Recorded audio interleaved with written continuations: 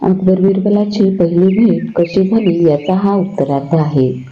महेशदास दुसऱ्या दिवशी दरबारात पोहोचला. तो दाराशी असतानाच कालचा बहुरूपी मान खाली घालून तिथून परत येत होता. महेशदासने त्याला काय झाले असे विचारले. बहुरूप्याने सांगितले की त्याला दरबारात बादशहाची भेट घ्यायला जायला जमलेच नव्हती.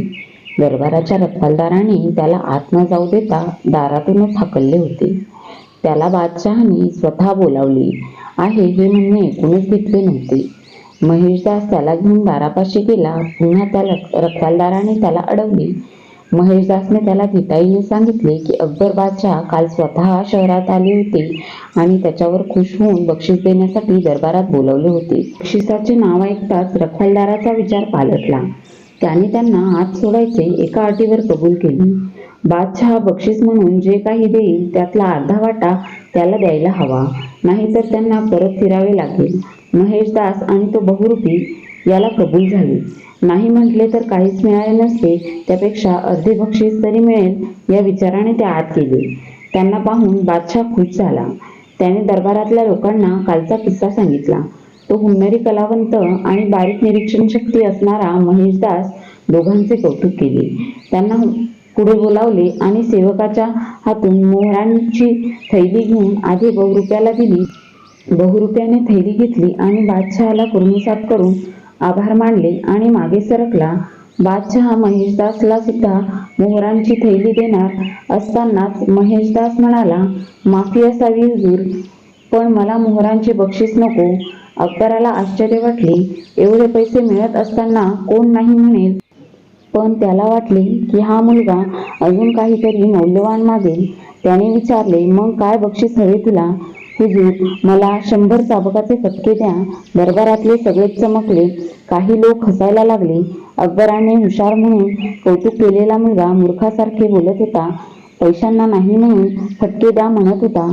चाबकाचे फटके आणि मोहरा यातला फरक कळत नाही की काय तुला? आम्ही तुला हुशार समजून बक्षीस द्यायला बोलावले, पण तू तर मूर्ख दिसतोयस. हुजूर, तुम्हाला बक्षीस द्यायचे नसेल तर हरकत नाही, मी तसाच परत जाईल. माझ्या दरबारातून कोणी रिकाम्या हाताने गेलेले मला आवडत नाही आणि मी स्वतः बोलवलेले असताना तर अजिबात नाही. पण मला ह्याचे कारण तरी सांग, का हवेत तुला चाबकाचे फटके? हुजूर, दरबारातल्या पहारेकऱ्यांनी जे काही बक्षीस मिळेल त्यातले अर्धे त्याला मिळायला हवे, त्या अटीवर आम्हाला आत सोडले. तुमच्या दरबारात सामान्य लोक आपल्या तक्रारी अडचणी घेऊन येतात. त्यांची अशी लूट होत असेल तर मला पैसे मिळाले नाही तरी चालेल, पण अशा माणसाला लोकांचे दुःख समजावे म्हणून मी हे बक्षीस मागितले. माझ्या बक्षिसाच्या अर्धे फटके त्याला द्यावेत. आपल्या रखवालदाराच्या लाचखोरीबद्दल ऐकून अकबर संतापला. त्याने त्या रखवालदाराला बोलावून घेतले. अकबर म्हणाला, हा मुलगा म्हणतोय की त्याला मी जे काही बक्षीस देईन त्याच्या अर्धे तुला द्यावे.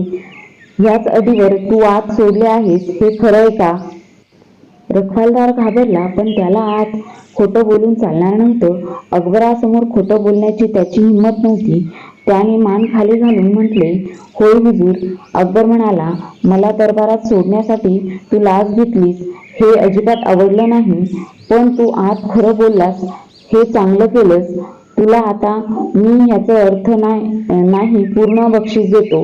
रखवालदार खुश झाला. त्याने अत्यंत आनंदाने बादशहाचे आभार मानले. बडी मेहरबानी आपकी हुजूर. अरे, बक्षीस काय आहे ते तरी विचार. या मुलाने बक्षीस म्हणून 100 चाबकाचे फटके मागितले आहेत, ते आम्ही पूर्ण तुला देणार. आता रखवालदाराचा चेहरा पांढरा फटक पडला. त्याने अकबरासमोर लोटांगण घालून माफी मागितली. अकबर संतापाने ओरडला, घेऊन जा याला आणि चौकात नेऊन सगळ्यांसमोर 100 चाबकाचे फटके मारा. माझ्या जनतेला लुटणाऱ्यांची काय शिक्षा असते हे सगळ्यांना कळू देत. इतर शिपाई त्याला पकडून घेऊन गेले. अकबराने महेशदासला पुन्हा जवळ बोलावले आणि त्याने नाकारलेली मोहरांची थैली दिली आणि म्हणाला, ही तुझ्या कालच्या हुशारीबद्दल. अजून एक थैली त्याला देत म्हणाला, आणि ही तू आज आमच्या दरबारात असले वाह्यात काम करणाऱ्याला पकडून दिल्याबद्दल. महेशदासने बादशहाला मुजरा करून आभार मानले. अकबराने त्याला नोकरीत ठेवून घेतले. महेशदासने आपल्या हुशारी आणि चातुर्य आणि हजरजबाबीपणामुळे बादशहाचे मन जिंकून घेतले. तो पुढे जाऊन अकबराचा वजीर म्हणजे एक मुख्यमंत्री बनला. अकबराला प्रतिभावान लोकांची कदर होती. त्याच्या दरबारात नवरत्ने होती, म्हणजे 9 मौल्यवान रत्ने. बिरबल त्या 9 रत्नांपैकी एक होता. त्या काळात चांगली कामगिरी करणाऱ्या लोकांना बादशहाकडून वेगवेगळे किताब आणि उपाध्या मिळत असत. बादशहाने महेशदासला राजा बिरबल असा किताब दिला. बिरबल हा वीरबल किंवा वीरवर यांचा अपभ्रंश असल्याचे सांगतात. त्याचा अर्थ मोठा वीर किंवा हजरजबाबी असाही होतो. गोष्ट आवडल्यास व्हिडिओला लाईक आणि चॅनलला सबस्क्राईब करा. धन्यवाद.